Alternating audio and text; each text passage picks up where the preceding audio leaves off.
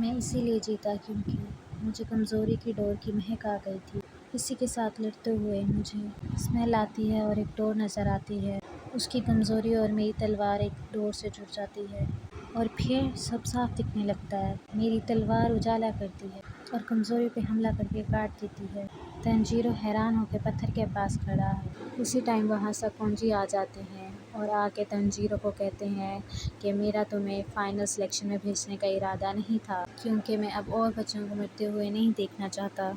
साकोंजी कहते हैं कि मुझे लगा था तुम अब इस पत्थर को कभी नहीं काट पाओगे। साकोंजी तंजीरो को प्यार करते हुए कहते हैं मगर तुम्हारी मेहनत रंग ले आई। जी तंजीरो को कहते हैं तंजीरो तुम एक बहुत ही काबिल बच्चे हो, मुझसे वादा करो तुम फाइनल सिलेक्शन से सही सलामत लौट कर आओगे। और तंजीरो की आंखों में आंसू आ जाते हैं और वो साकोंजी के गले लग जाता है। मैं तुम्हारी बहन के साथ तुम्हारा यहाँ इंतज़ार करूँगा। साकोंजी तंजीरो को अच्छा सा खाना खिलाते हैं और तंजीरो को कहते हैं तंजीरो मैं इससे आगे तुम्हारे लिए कुछ नहीं कर पाऊँगा। अब इसके आगे तुम्हें और भी मुश्किल वक्त का सामना करना पड़ेगा। सिर्फ परेशानी और अंधेरे से भरे दिन होंगे, इसलिए कम से कम आज की रात तुम अच्छा खाओ पियो और सुकून करो। तंजीरो बैठ के अपने बाल काट रहा होता है और साकोंजी तंजीरो से पूछते हैं तंजीरो तुम्हें खाना कैसे लगा? और तंजीरो कहता है बढ़िया, मैंने आज तक ऐसा खाना नहीं खाया। हमारे जैसे बच्चे को जिस्म को ताकत देने वाला खाना खाना चाहिए, क्योंकि डीमन भी इसी तरह ताकतवर बनते हैं। बात याद रखना, डीमन जितने ज़्यादा लोगों का शिकार करेंगे उतने ज़्यादा ताकतवर होंगे। साकोंजी तंजीरो के लिए एक मास्क बना के रखते हैं। साकोंजी तंजीरो को कहते हैं ये मास्क बुरी नज़र से बचाएगा और तुम्हारी हिफाजत करेगा। मैंने इस पर कुछ मंत्र पढ़े हैं। अगले रोज तंजीरो निज़ुको को कहता है निज़ुको मैं तुम्हारे पास लौट कर आऊँगा। और तंजीरो को साकोंजी कहते हैं देखो तुम अपनी बहन की फ़िक्र मत करना, मैं उसका अच्छे से ख्याल रखूँगा। तंजीरो जाते हुए साकोंजी का शुक्रिया अदा करता है और कहता है मैं जल्दी लौटूँगा। तंजीरो वापस मुड़ता है और कहता है सबितो और माकुमो को भी शुक्रिया अदा कीजिएगा। साकोंजी ये सुनते ही हैरान हो जाते हैं और सोचते हैं वो तो अब इस दुनिया में है ही नहीं। तंजीरो एक खूबसूरत सी जगह पे जाता है और कहता है ये कितनी सुंदर जगह है, मगर अभी तो बाहर आई ही नहीं। वो जब अपने फाइनल सेक्शन के लिए पहुंचता है तो देख के हैरान हो जाता है कि यहाँ तो बहुत सारे उम्मीदवारान हैं और वहाँ पे तमाम कंटेस्टेंट्स का इस्तकबाल किया जाता है। पर खड़ी एक लड़की कहती है इस फौजी कसाने पर्वत पर हमारे पास बहुत सारे डेमंस हैं जिससे हमारे ही डेमन स्लेयर बंदी बनाया है, जो बाहर नहीं निकल सकते। वो बंदी इसीलिए हैं कि विस्टेरिया के फूल जिनसे सारे डेमंस डरते हैं पहाड़ी की चोटी से लेकर निचले से तक खिलते हैं, लेकिन अब से पहाड़ी पर विस्टेरिया के फूल नहीं खिलेंगे, इसलिए डीमन आएंगे। अगर आप 7 दिनों तक यहाँ जिंदा रह पाए तो ही आप लोगों को फाइनल सिलेक्शन के लिए चुना जाएगा। सभी को सिलेक्शन के लिए ऑल द बेस्ट। रात को तंजीरो तेजी से भागता है, सोचता है कि मुझे किसी तरह बस 7 दिन जिंदा रहना है। सबसे पहले तो मुझे आज की रात काटनी होगी। सूरज निकलते ही डेमंस कुछ नहीं कर पाएंगे, तब मैं थोड़ा आराम कर लूंगा।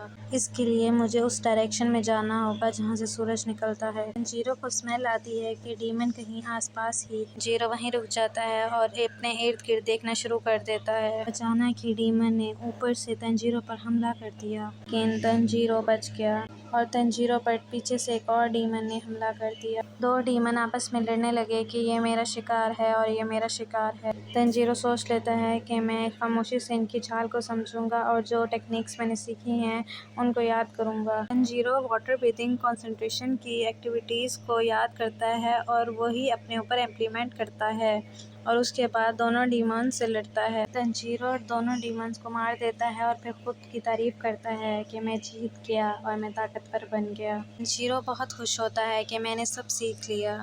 डीमंस को मारने के लिए जो तलवार यूज़ होती है उसको नेचुरल स्वॉर्ड्स कहते हैं। ये बात साकोंजी ने तंजीरो को बताई थी। थोड़ी देर बाद तंजीरो को एक अजीब सी स्मेल आती है और एक साइड से एक इंसान भागता हुआ नजर आता है और शोर मचा रहा होता है। वो इंसान फाइनल सिलेक्शन का कंटेस्टेंट होता है। वो डीमंस को देखकर भाग जाता है। माकुमो साबितो से पूछती है साबितो तंजीरो जीत जाएगा ना? वो कहता है मुझे नहीं पता, तुम भी अच्छे से जानती हो कि कोई कितनी भी तैयारी कर ले वो उसके लिए कम ही पड़ेगी। बहुत ही खतरनाक डीमन जो फाइनल सिलेक्शन के कंटेस्टेंट में से एक कंटेस्टेंट को खा चुका होता है।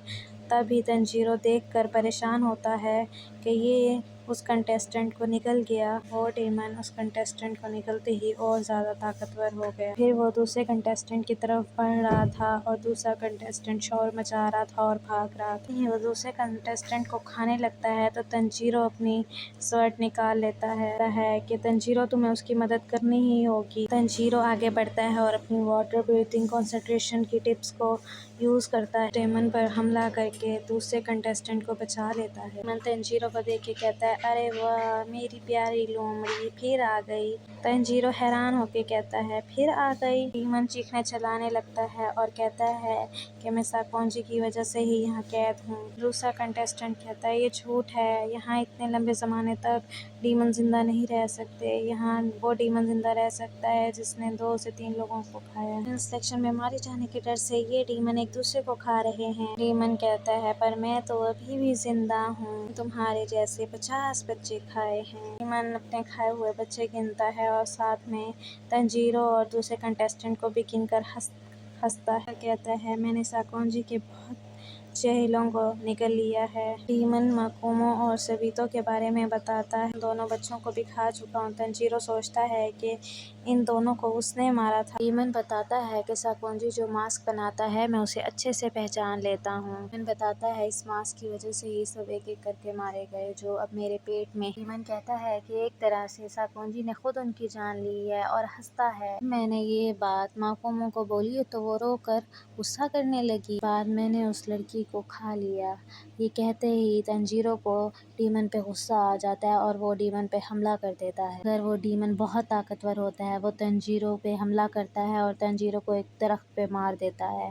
तंजीरो का दरख्त पे लगते ही मास्क टूट के गिर जाता है और वो डीमन तंजीरो की तरफ बढ़ता है, जबकि दूसरा कंटेस्टेंट सोचता है भागने के लिए मेरे पास यही मौका है। जहाँ तंजीरो की तरफ है मैं भाग जाता हूँ। डीमन तंजीरो की तरफ बढ़ता है और हंसता है कि साकोंजी का एक और चेला मारा गया। डीमन सोचता है कि इस बार फिर साकोंजी अपने चेले का इंतजार करेगा, मगर जब वो नहीं लौटेगा वापस तो साकोंजी की शक्ल देखने के काबिल होगी। काश मैं भी वो देख सकता। अचानक से तंजीरो के कान में आवाज़ गूंजती है, भैया भैया, और तंजीरो आंखें खोल लेता है। देखते ही हैरान हो जाता है, क्या ये बच गया। डीमन कहता है, तुम अभी भी जिंदा हो, तुम्हारे साथ खेलने में मजा आएगा, और तंजीरो पर हमला कर देता है। तंजीरो तेजी से आगे भागता है और कहता है, अरे नहीं, इसके हाथ कट जाने के बाद इतनी जल्दी से बढ़ जाते हैं। डीमन कहता है, हाथ काटने से तुम मुझे नहीं रोक पाओगे। कहता है, वो अजीब बालों वाला लड़का भी मेरी गर्दन नहीं काट सका।